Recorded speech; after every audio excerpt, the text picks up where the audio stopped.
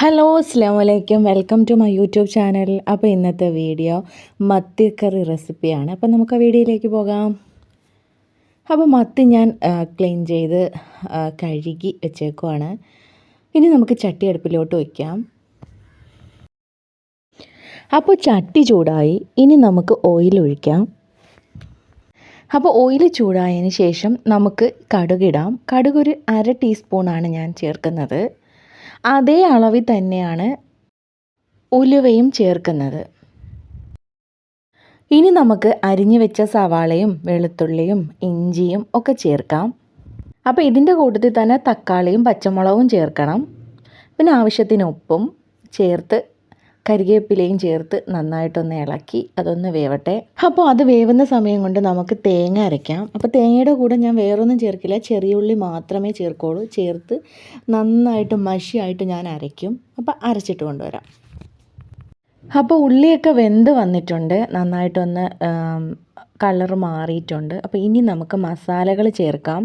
അപ്പോൾ ഞാൻ ആദ്യം മസാല ചേർക്കുന്നത് മഞ്ഞൾപ്പൊടിയാണ്. അത് 1/2 ടീസ്പൂൺ മഞ്ഞൾപ്പൊടിയും ചേർത്ത് ഒന്ന് നന്നായിട്ടൊന്ന് ഇളക്കി ആ ഒരു പച്ച മണം മാറുന്നത് വരെ ഒന്ന് ഇളക്കും കേട്ടോ. ഇനി നമുക്ക് മുളക് പൊടി ചേർക്കാം. മുളക് പൊടി ഒരു 3 ടീസ്പൂണാണ് ഞാൻ ചേർക്കുന്നത്. മല്ലിപ്പൊടി ഒരു 2.5 ടീസ്പൂൺ ചേർത്ത് ഇനി നന്നായിട്ടൊന്ന് ഇളക്കണം.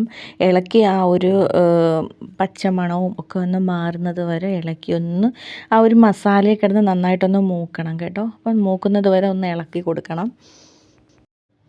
1/2 ടീസ്പൂൺ കുരുമുളകും കൂടെ ഞാൻ ചേർത്തിട്ടുണ്ട്. എന്നിട്ടാണ് ഇത് നന്നായിട്ടൊന്ന് വരട്ടിയെടുത്തിട്ടുണ്ട്. ഇനി നമുക്ക് പുളി ചേർക്കാം.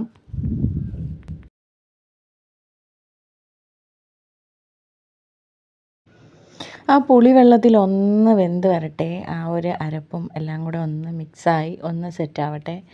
അത് കഴിഞ്ഞതിന് ശേഷം നമുക്കിനി തേങ്ങ ചേർക്കാം. നമ്മൾ നന്നായിട്ടൊന്ന് അരച്ച് വെച്ച തേങ്ങ ചേർത്തു. ഇനി അത് നന്നായിട്ടൊന്ന് ഇളക്കി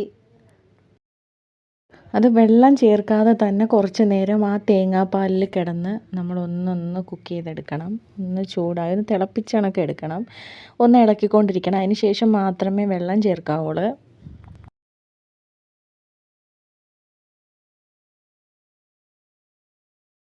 ഇനി നമുക്ക് ആവശ്യത്തിന് വെള്ളവും കൂടെ ചേർക്കാം. നമ്മൾ അരച്ച് വെച്ചേക്കുന്ന ആ ജാറിൽ കുറച്ച് വെള്ളം കൂടെ ചേർക്കുമ്പോൾ തന്നെ അതിനകത്ത് പാല് കാണും, ആ തേങ്ങാപ്പാലിൻ്റെ ഒരു ഇത് കാണും. അതും കൂടെ ചേർത്ത് ഒന്ന് ഇളക്കി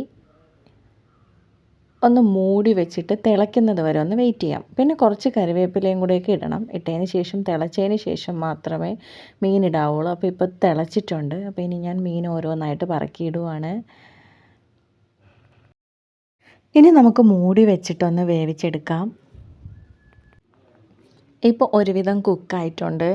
ആ ഒരു വറ്റി എണ്ണയൊക്കെ ഒന്ന് തെളിഞ്ഞ് വന്നിട്ടുണ്ട്. ഒരു 2 മിനിറ്റും കൂടെ ഒന്ന് സെറ്റാവാനുണ്ട്, ഒന്നും കൂടെ കുറുവാനുണ്ട്.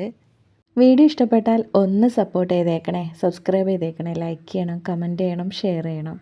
അപ്പോൾ നമ്മുടെ മീൻ കറി സെറ്റായിട്ടുണ്ട്. അപ്പോൾ ഇത്രയേ ഉള്ളൂ വീഡിയോ. ഇൻഷാ അല്ലാഹ് മറ്റൊരു വീഡിയോയുമായി നമുക്ക് വീണ്ടും കാണാം. അസ്സലാമു അലൈക്കും.